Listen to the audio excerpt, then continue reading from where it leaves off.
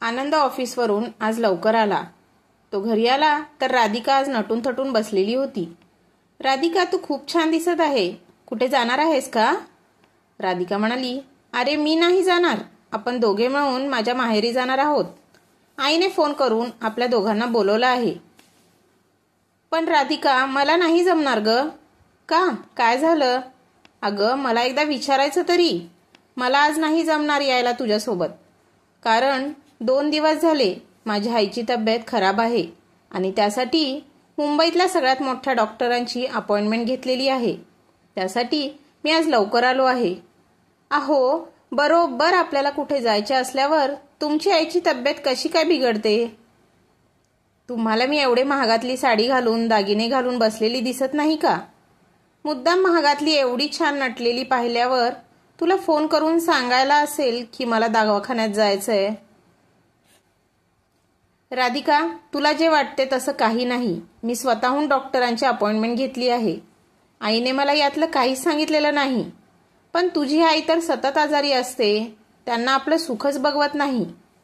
आता मात्र आनंदला राग आला आणि तो राधिकाला म्हणाला की तुला लाज वाटते का माझ्या आईबद्दल असे बोलताना? अहो, पण माझ्या आईकडे नाही गेले तर तिला किती वाईट वाटेल. अगं, माझी आई आजारी असून तिला घरात ठेवून गेल्यावर तिला नाही का वाईट वाटणार? त्या दोघांच्या भांडण्याचा आवाज नीताताईने ऐकला आणि त्या आल्या आणि म्हणाला, माझ्यामुळे तुम्ही दोघं भांडणे करू नका. आनंद, तू राधिकाला घेऊन तिच्या माहेरीत जा. आपण दोघे उद्या जाऊ. नाहीतरी मी माझी गाडी काढून ड्रायव्हरला सांगेल की दवाखान्यात नेण्यासाठी. तुम्ही दोघे तुमच्या गाडीने जाऊ शकता. राधिका नीताताईला म्हणाल्या, सासूबाई, हे खोटं खोटं प्रेम बंद करा. मला माहीत आहे तुम्हाला प्रॉपर्टीचा लई माज आहे. परंतु एवढे लक्षात ठेवा, आमच्या दोघांच्या भांडण्याला फक्त तुम्हीच जबाबदार आहेत आणि सारखी तुमच्यामुळेच आमच्या दोघात भांडणे होतात. एवढी श्रीमंत माणसे आपल्या मुलाचे लग्न कशासाठी लावून देतात काय माहीत? कारण त्या त्यांच्या सुनांना त्यांच्या तालावर नाचायला लागते. आनंदला राग आला. तो म्हणाला, हे काय बोलत आहेस राधिका? तू विसरू नकोस, ती माझी आई आहे आणि ती या घराची मालकीण आहे. ती एका मिनिटात आपल्याला रस्त्यावर लावू शकते. पण आनंदच्या आईने गीताताईने त्यांना गप म्हणून इशारा केला. तोपर्यंत राधिका रूममध्ये गेली, स्वतःची बॅग भरून बाहेर आली आणि थेट घराच्या बाहेर निघाली. हे पाहून गीताताईला वाईट वाटले. त्या म्हणाल्या, आनंद, जा लवकर. ती कुठे चालली आहे जा पटकन बघ. पण तोपर्यंत राधिका तिची गाडी घेऊन निघून जाते. मग आनंद आईला म्हणतो की आई, मी आधी तुला डॉक्टरकडे घेऊन जातो आणि नंतर आलो की राधिकाकडे जातो. आई पटकन चल. आनंदाने राधिकाच्या लग्नाला आत्ताशी काही दिवस झाले होते आणि लगेच या दोघांची भांडणे सुरू झाली होती. एवढी मोठी प्रॉपर्टी असून सुद्धा या दोघांमध्ये भांडणे होत होती. नंतर आपल्या आईला दवाखान्यात घेऊन त्याने तपासून तिला घरी आणून सोडलं. आनंद आता राधिकाकडे त्याच्या सासरी गेला. त्याने पाहिले तर राधिका रागात बसली होती आणि सासूबाई पण आल्या आल्या म्हणाला, काय हो जावई बापू, काही दिवसापूर्वी तर तुमचं लग्न झालं आहे आणि तुम्ही तिला एकटीलाच पाठवलं. त्याचं असं झालं की आई आजारी आहे. कालपासून तर तिच्यासाठी हॉस्पिटलला घेऊन जाणं गरजेचं होतं. त्यावर राधिकाच्या आई म्हणाल्या, मान्य आहे तुमच्यावर तुमच्या आईची जबाबदारी आहे आणि म्हातारपणी आता आजारपण चालायचंच. आता राधिकाचे वडीलच पहा ना, सतत आजारी असतात. आणि जावई बापू, राधिका आता ही तुमची जबाबदारी आहे. तिला एकटीने असं गाडीने पाठवणं बरोबर आहे का? रस्त्याने काय झालं गेलं असतं तर कोण जबाबदार राहणार? त्यामुळे तुम्ही जेवढी तुमच्या आईची काळजी करता तेवढीच तुम्ही राधिकाची सुद्धा किंमत करावी. आनंदला त्यावेळी खूप वाईट वाटलं, पण त्यावेळेस आनंद काहीच बोलला नाही. नंतर जेवण वगैरे आटोपल्यावर राधिका आणि आनंद परत निघाले. निम्म्या रस्त्यात गेल्यावर तिथे तिला पाणीपुरीवाला दिसला.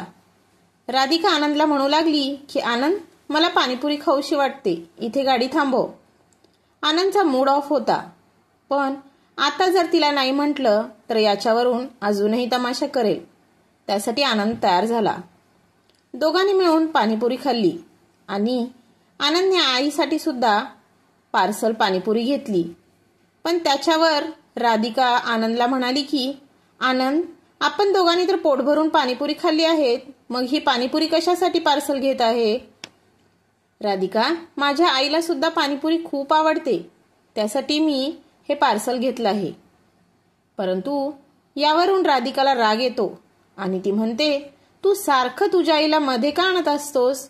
जेव्हा बघेल तेव्हा आई आई करत असतोस.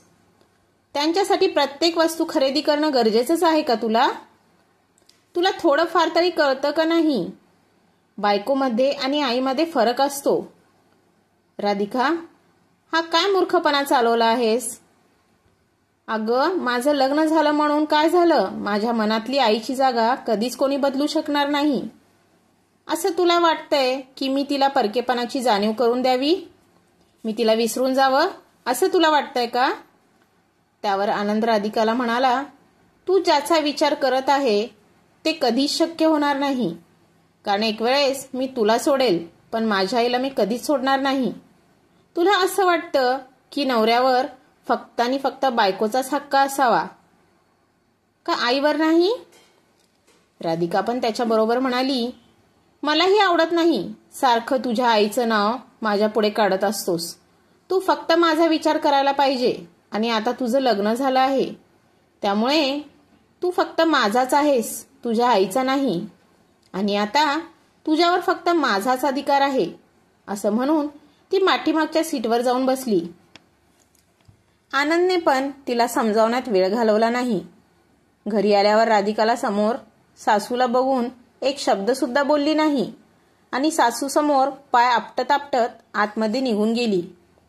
नीताताईला समजले की आताही या दोघांमध्ये अजून कसल्या तरी कारणावरून भांडण झाले आहेत. आनंदचा चेहरा पडलेला होता. मग नीताताईंनी दोघांनाही कारण विचारले नाही. त्या विचार करू लागल्या की एवढा माझ्याकडे पैसा असून मी काय करू? यांच्या भांडणाची तर आता मला सवय झाली आहे.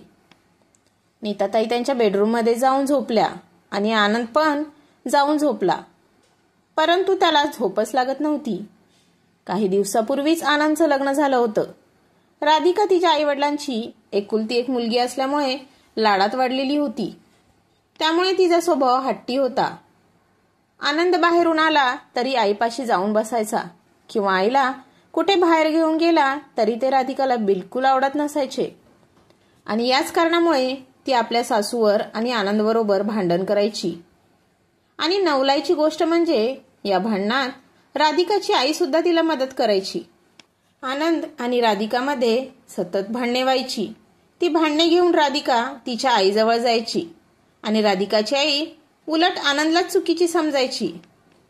एक दिवशी आनंद लवकर उठला तर त्याची आई सुद्धा लवकर उठून देवपूजा करत होती आणि तो जाऊन आईजवळ बसला आणि आईला म्हणाला, आई, आज मला एक निर्णय घ्यायचा आहे आणि त्यात मला तुझीही साथ पाहिजे.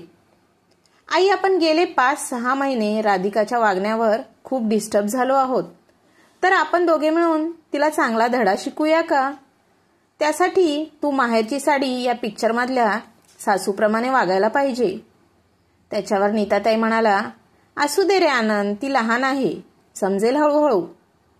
नाही समजणार. आपण तिला त्रास द्यायला काहीच हरकत नाही. तिचं वय 26 वर्ष आहे.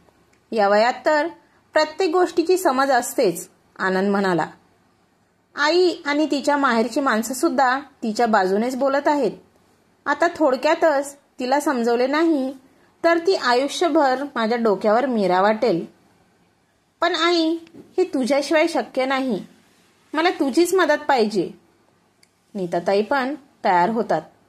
नंतर त्याने आईच्या कानात काहीतरी सांगितले आणि जाऊन त्याने राधिकाला उठवले. मग राधिका त्याच्यावर ओरडली आणि म्हणाली, अरे आनंद, मला काय एवढं लवकर उठवलं आहेस? तर तो म्हणाला, परदेशातून आपल्या ऑफिसच्या कामासाठी काही पाहुणे येणार आहेत. त्यांच्यासाठी मला लवकर ऑफिसला जायचे आहे. पटकन माझ्यासाठी नाश्ता आणि चहा बनव. मग ती डोळे पुसत पुसत उठून बसली आणि म्हणाली, अरे, हे काम माझं आहे का? हे काम तर आईचंच आहे ना. आणि टिफिन पण तर तुझी आईच बनवते. मग मी का बनवू तुझा टिफिन? त्यावर आनंद म्हणतो की आईला सांगितलं होतं नाश्ता बनव म्हणून. पण ती म्हणाली की आजपासून मी किचनमध्ये पाय ठेवणार नाही आणि मी काही सुद्धा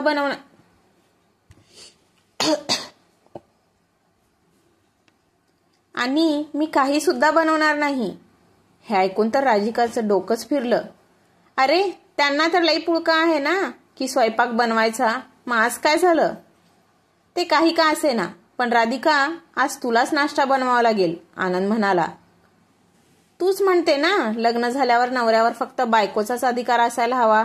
मग राणी, त्याच्यासाठी नवऱ्याची सगळी जबाबदारी सुद्धा बायकोनेच उचलावी. आणि आई सुद्धा मला अशीच म्हणाली. त्यासाठी मी तुला उठवायला आलो आहे. शेवटी आता राधिकाला उठावेच लागले. राधिका जाऊन नाश्ता बनवू लागली. राधिका मनातून खुश दिसत नव्हती. अखेर आज तिच्या मनासारखे घडत होते की नवऱ्यावर फक्त बायकोचाच अधिकार असावा. तरी तिचे मन खुश का नव्हते? आईने स्वतःहून मुलावरचा अधिकार काढून घेतला, त्यामुळे राधिकाला जरा बरे वाटत होते.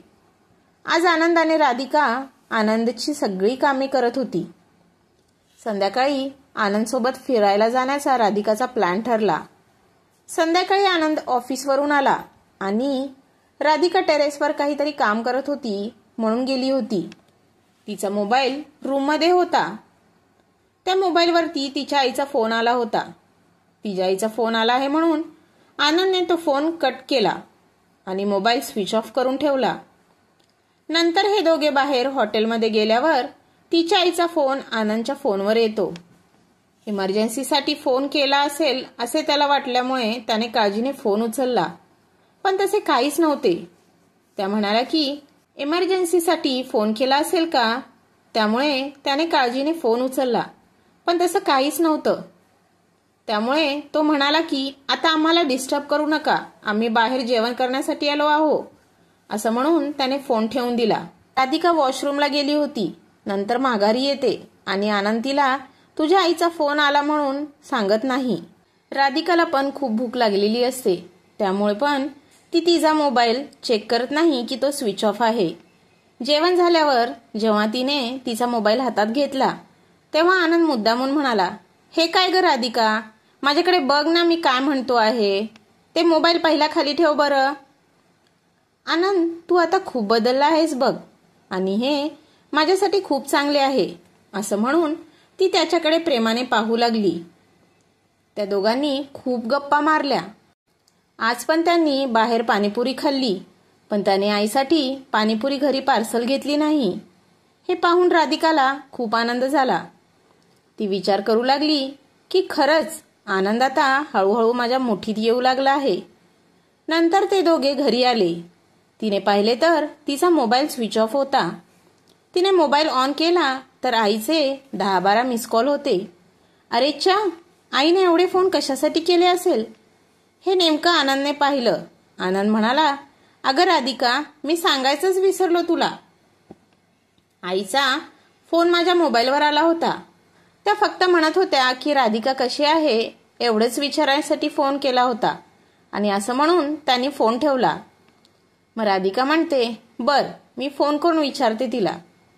आणि आनंद तिला म्हणतो, राधिका, आता टाइम फक्त नवऱ्याला द्यायचा असतो, ये माझ्यापाशी, असं म्हणून तिला मोबाईलपासून आनंद दूर करत होता. काही दिवस असे सुरू होते. तिच्या सासूबाई सुद्धा कामापुरतं बोलत होत्या आनंदसोबत आणि आपल्या देवापाशी बसून पुस्तक वाचत होत्या किंवा बाहेर जाऊन बसत होत्या. एके दिवशी राधिका आनंदला म्हणाली, आनंद, मला आज आईला भेटायला जायचं आहे. आनंद म्हणतो की आज नाही, तुला मी सांगितलं होतं ना आज माझ्या मित्राच्या मुलाचा बर्थडे आहे आणि त्या पार्टीसाठी आपल्या दोघांना जोडीने बोलवलं आहे. तेव्हा राधिका म्हणाली, नको नको, आज आपण आईकडे जाऊया ना. अगं, आपण नाही गेलो तर त्यांना किती वाईट वाटेल. हे काही नाही, तू आज माझ्यासोबतच यायचं, असं म्हणून आनंद तिला घेऊन गेला. पण एके दिवशी राधिकाचे आई बाबा तिला भेटण्यासाठी आले. आईवडिलांना पाहताच राधिका खूप आनंदी झाली. नीताताई त्यांच्या मैत्रिणीसोबत बाहेर फिरायला गेल्या होत्या. तिने आईवडिलांना हॉलमध्ये बसवलं आणि आनंदला बोलवण्यासाठी गेली. आई बाबा आले आहेत हे सांगून पण आनंद खूप वेळ बाहेर आलाच नाही. आणि पुन्हा राधिका त्याला बोलवण्यासाठी गेली तेव्हा कुठे आनंद बाहेर आला. दोघांना नमस्कार करून साईडला बसून मोबाईल पाहत बसला. आनंदचे हे वागणे राधिकाला काही पटले नाही. त्यावेळेस राधिका त्याला काहीच बोलली नाही. मग आनंद तिला म्हणाला, राधिका, मला चहा पिऊ वाटत आहे, माझ्यासाठी चहा बनवून आण. राधिकाने चहा घेऊन आनंदला दिला. तोपर्यंत ती आपल्या आई वडिलापाशी बसणारच होती. तेव्हाच आनंदने तिला चार्जर आणायला सांगितला. आनंदचे सासू सासरे त्याला इकडच्या तिकडच्या गप्पा मारत होते, परंतु आनंद फक्त हा हा असं एवढंच म्हणत होता. तो काहीच बोलत नव्हता. हे बघून राधिकाचे आई वडीलही गप्प बसले. तिने चार्जर आणला आणि तिथे टेबलावर ठेवला. ती आईपाशी जाऊन बसली आणि तो लगेच तिला म्हणाला, राधिका, मला तुझ्या हातचे आलू पराठे खाऊ वाटत आहे, माझ्यासाठी आलू पराठे बनव बरं. शेवटी हट्टी असणाऱ्या राधिकाचा संयम तुटला. ती आनंदवर ओरडू लागली आणि म्हणायला लागली, तुला दिसत नाही का माझे आई बाबा आले आहेत? तू मला त्यांना बोलू पण देत नाही आणि स्वतः सुद्धा त्यांच्या संगे बोलत नाही. अरे, माझे आई बाबा एवढ्या लांबून आले आहेत. माझे वडील सारखे आजारी असतात आणि आईचे सुद्धा सारखे गुडघे दुखत असतात, तरी सुद्धा ते आपल्यासाठी इथे आले आहेत. हे बघ राधिका, मला तुझ्या आईवडिलांच्या दुखण्याचे कौतुक सांगू नको. अगं, त्यांचं वयच झालंय आता. वयाप्रमाणे यांना आजार सुद्धा वाढणारच की. आनंदचे हे बोलणे ऐकून ते तिघे शॉकमध्ये होते, कारण याआधी आनंद कधीच असा बोलला नव्हता. आणि मोबाईल बाजूला ठेवून तो राधिकाला म्हणाला, जसं लग्न झाल्यावर नवऱ्यावर फक्त बायकोचा हक्क असतो, तसंच लग्न झाल्यावर बायकोवर सुद्धा फक्त नवऱ्याचाच हक्क असतो. त्यामुळे तू मला आधी प्राधान्य द्यायचं. आता मात्र राधिकाला राग आला. ती म्हणाली, लग्न झालं आहे म्हणून काय झालं? मी काय माझ्या आईबाबांना बोलायचं नाही? तू काय मला विकत घेऊन आणली आहेस का तुझ्या म्हणण्याप्रमाणे वागायला? त्यावर आनंद हसला आणि म्हणाला, हे विसरू नकोस, आता तुझ्या आईबाबांचा हक्क नाही तुझ्यावर. तुझ्यावर फक्त माझाच हक्क आहे. हे बघ, ही माझी आई आणि हे माझे वडील आहेत. त्यांच्यासोबत असं बोललेलं मी बिलकुल खपवून घेणार नाही, राधिका म्हणाली. आनंद म्हणतो, का सारखी सारखी आई आई करत असतेस ग? मला आपल्या दोघात तुझ्या आईला आणि तुझ्या वडिलांना आणलेलं बिलकुल चालणार नाही. राधिका आनंदकडे डोळे मोठे करून रागाने पाहत होती. त्यावर आनंद म्हणाला, कशाचा राग आला आहे तुला? आठवतंय का हे तू मला आधी नेहमीच म्हणायची, काय सारखा सारखा आई आई करतोस? आठवतं का तुला? मी बोललेलं पचत नाही तुला? तुझे आई वडील ते तुझे आई वडील आणि माझी आई ती कोण आहे माझी? माझं लग्न तुझ्यासोबत झालं आहे म्हणून तू सुद्धा मला काही खरेदी करून आणलं नाही. आनंदच्या मनात जेवढा राग होता तेवढा राग त्याने काढला. तिघे पण शर्मेने खाली मान घालून उभे होते. जसं राधिका तुला तुझ्या आई वडिलाबद्दल काय बोललं तर राग येतो, तसं मलाही राग येत नसेल का माझ्या आईला काही बोलल्यावर? त्यावर राधिकाचे वडील म्हणाले, जावई बापू, आम्हाला माफ करा, आमच्याकडून खूप मोठी चूक झाली. आम्ही सुद्धा तिचीच बाजू घेत आलो आजपर्यंत. तसे आम्ही दोघे पण चुकीचे आहोत. राधिकाला पण सगळ्या गोष्टी ध्यानात आल्या आणि तिने आनंदची माफी मागितली. थोड्या वेळाने नीताताई आल्या. त्यांची सुद्धा राधिकाने हात जोडून माफी मागितली आणि तेव्हापासून ते तिघे आनंदाने राहू लागले.